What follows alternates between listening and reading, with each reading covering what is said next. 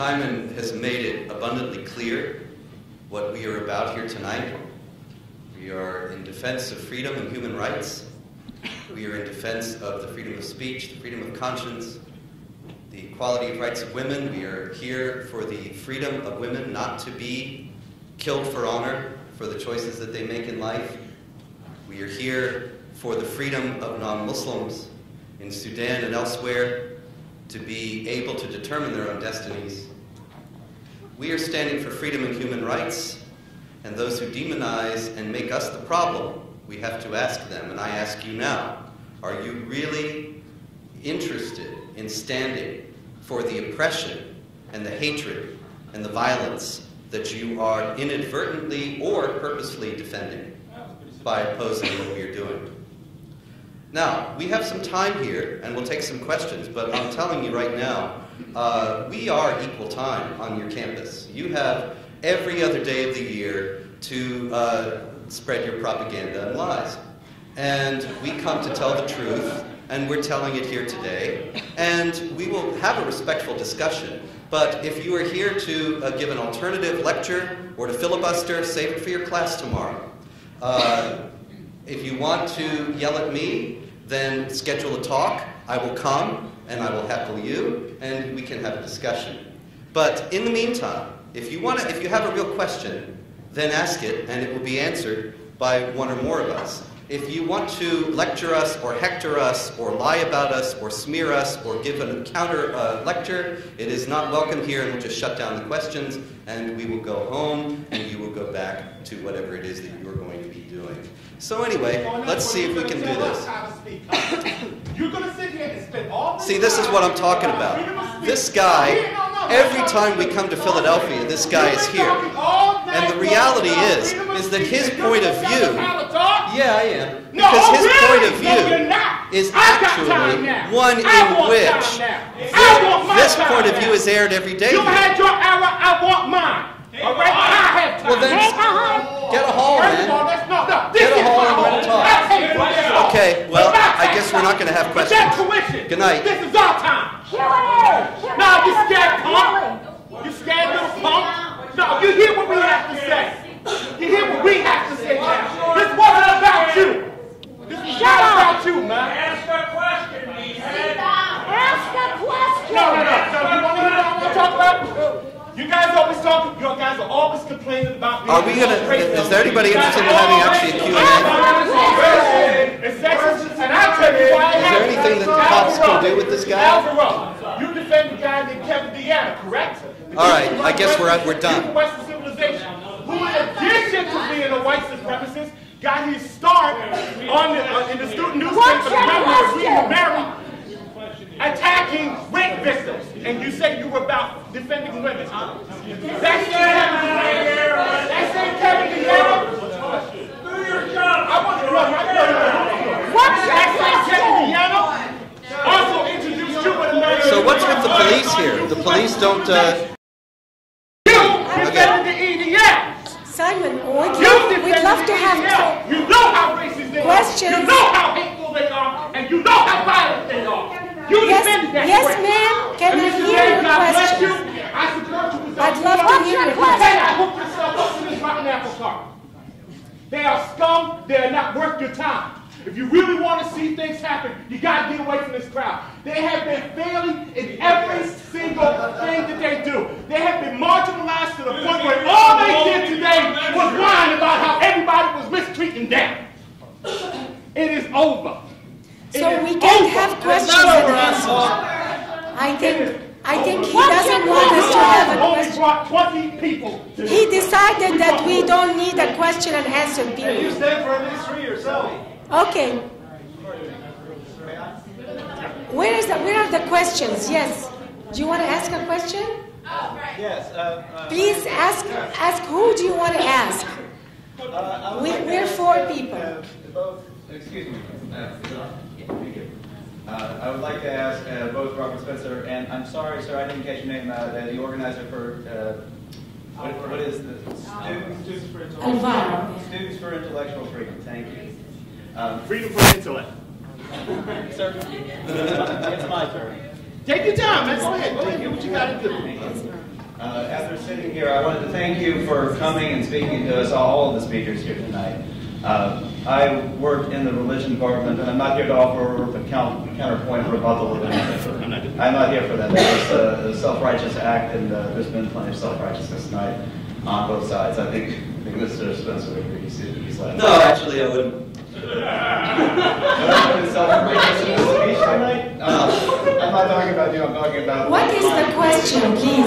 This is a period of questions and answers. This is a university.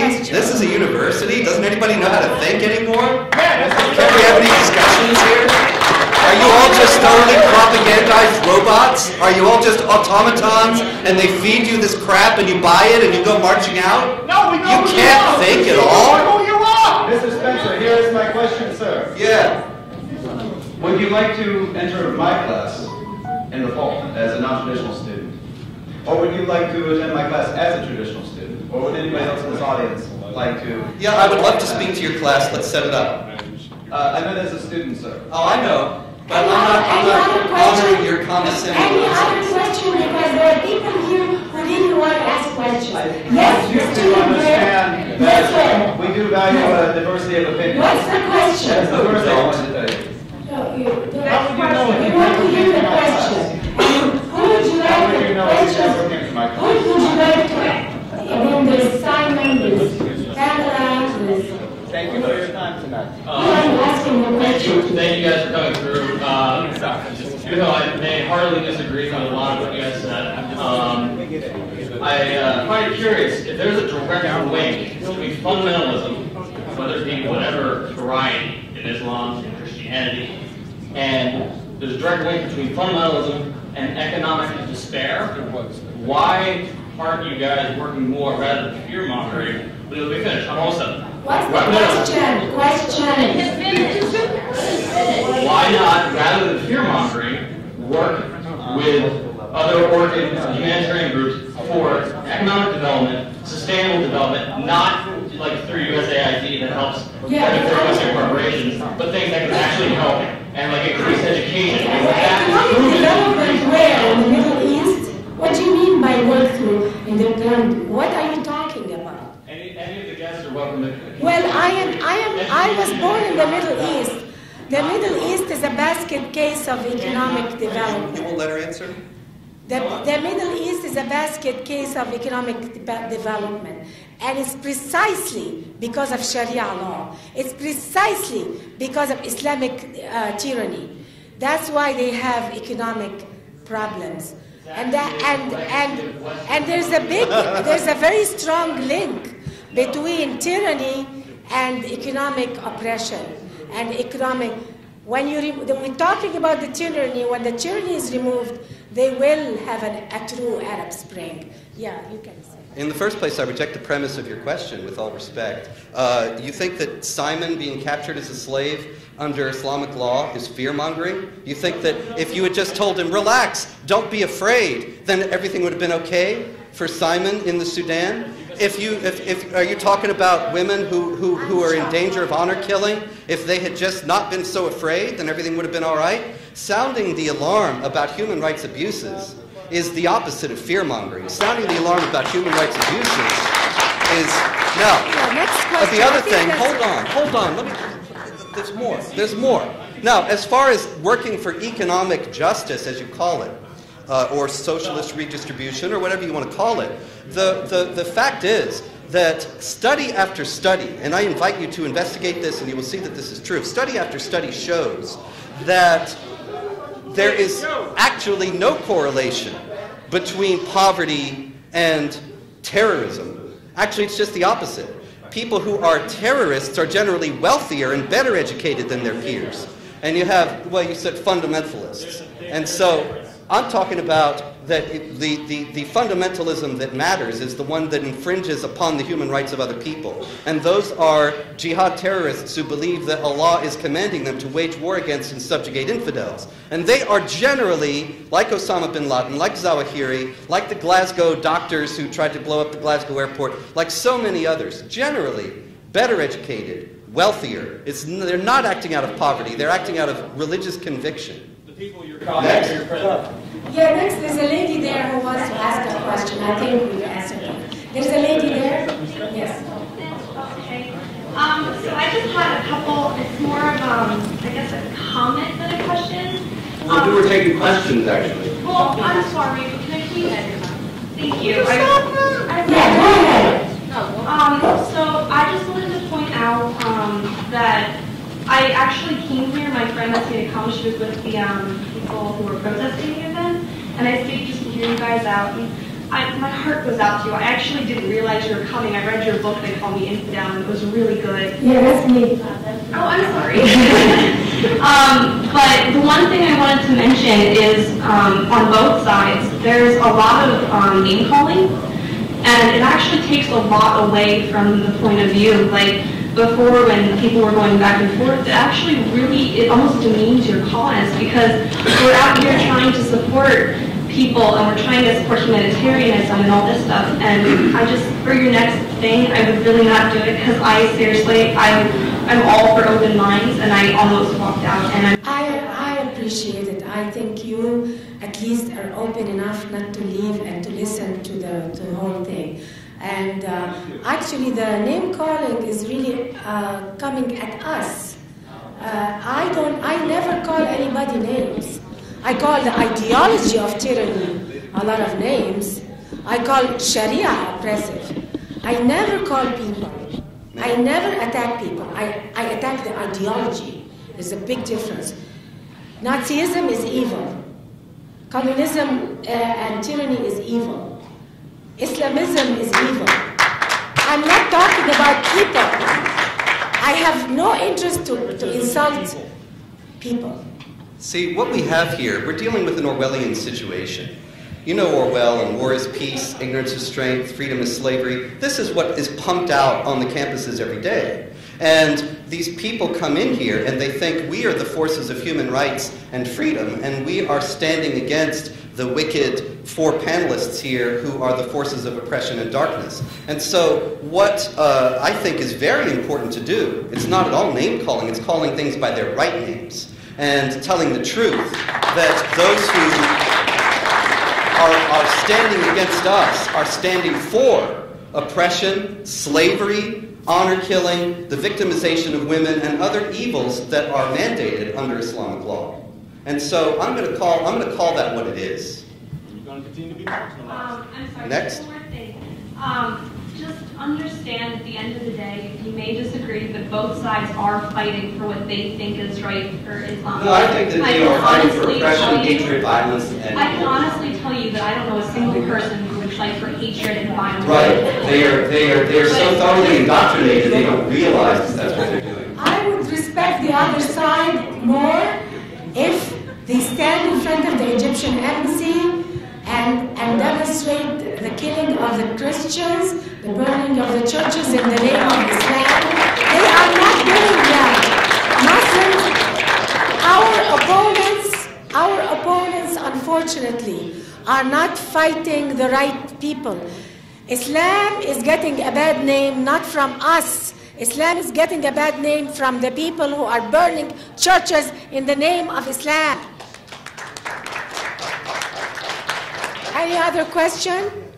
Yes, thank you very much for a great presentation. One question. Would you explain to everyone, please, what lawfare is, and if you all think, and you all have opinions on it, whether or not the Constitution is being attacked by what I consider seditious and treasonous Sharia? Oh, actually, we're doing it for ourselves here in America. Sharia is a tyrannical form of law that even Muslims themselves hate in the Middle East. You read the people who were writing in Tahrir Square.